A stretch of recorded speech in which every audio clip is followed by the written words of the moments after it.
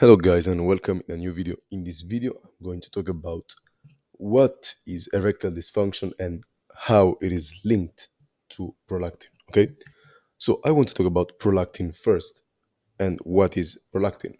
Prolactin is an hormone, as you can see also in the picture, that is released particularly when we ejaculate. So at the moment of ejaculation there is this release in prolactin, and as a consequence, after the orgasm, dopamine basically lowers a lot. And then uh, that is why when you orgasm you usually cannot have an immediate erection. Okay, this opposite link is also a problem for many people, because some people experience long periods of prolactin that can range for lots of days. And the problem is that if prolactin is elevated, it's going to be difficult to have an erection. Okay, so we'll talk about how to lower basically prolactin in order to have a healthy erection. Okay, so as you can see, this is the graphic. Here is the orgasm. Dopamine is red. Dopamine is a neurotransmitter that we should boost if we want to have good erections. And this is the prolactin. Okay, now as you can see also at the in the graphic, at orgasm, dopamine drops and prolactin shoots up. Prolactin functions to shut down sexual desire. Prolactin continues to be released in surges for up to 2 weeks after orgasm. There is an inverse relationship between dopamine and prolactin. When one is high, the other is low. Okay. Also, sometimes when stress, the cortisol is high, also prolactin is high. And I can also say that cortisol has a negative effect on testosterone. So prolactin and cortisol should be both lowered. Okay. Although cortisol has important roles if we're talking about waking up, for example, okay, and in the circadian clock. So let's start by a simple amino acid, L-tyrosine. Okay, why you should take L-tyrosine if you want to lower your prolactin levels? Well, as you can see here, we have the pathway by which dopamine is produced, and as you can see, phenylalanine is the first amino acid that then is converted into tyrosine, then into dopa, and then into dopamine. And then dopamine is converted into norepinephrine and epinephrine. But in order to get to dopamine, we need phenylalanine, tyrosine, and dopa. Okay. Now you can basically supplement with L-tyrosine and take around 1 to 20 grams a day. The dosages vary a lot, but it depends also on your diet. If you cannot get a lot of tyrosine for your diet, you can basically eat this amino acid. Okay, you decide the quantity. I would suggest you take around maybe 1 to 5 grams, but the upper limit seems to be 20 grams. Okay, you can also take phenylalanine, but I would basically opt for tyrosine and then for dopa. And I will show you in the next slide how you can take a dopa.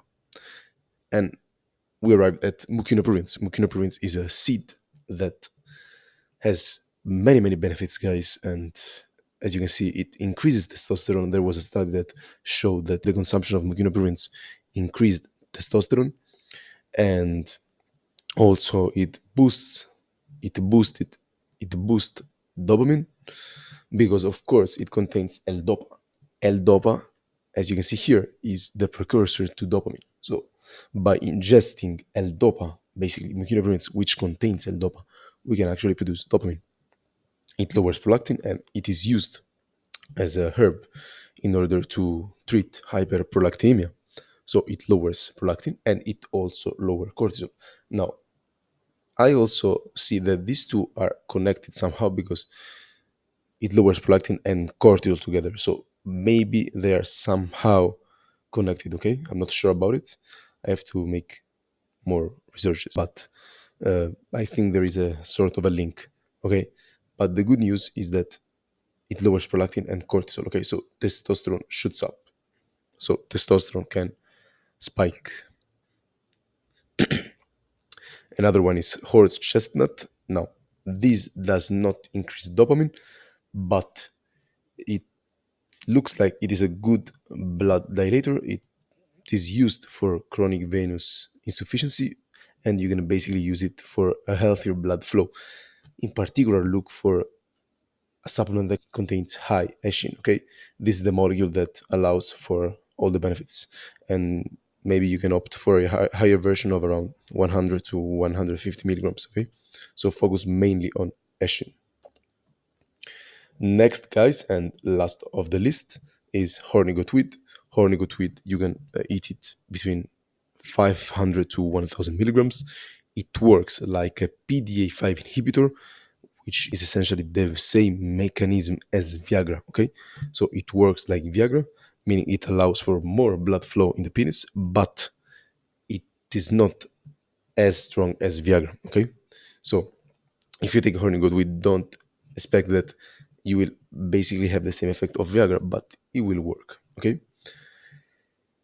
and look also for high icarin. Okay, because this is the molecule that allows for all the benefits. Okay, so these plants work maybe on somebody they work less, on somebody else they work more. It depends. Some people maybe experience more benefits from some plants, other people from other plants. Okay, but on average, if you eat these plants, they will probably have an effect. Okay, so try this and see how your body reacts. Now I will also make another video about a complete guide on how to boost testosterone, and I will make the video in these days, and I will basically talk about all the supplements to increase testosterone. I will also leave a link to another video that I made months ago about how to basically improve your erections. Okay, if you have any questions, please let me know in the comments. Thanks for watching.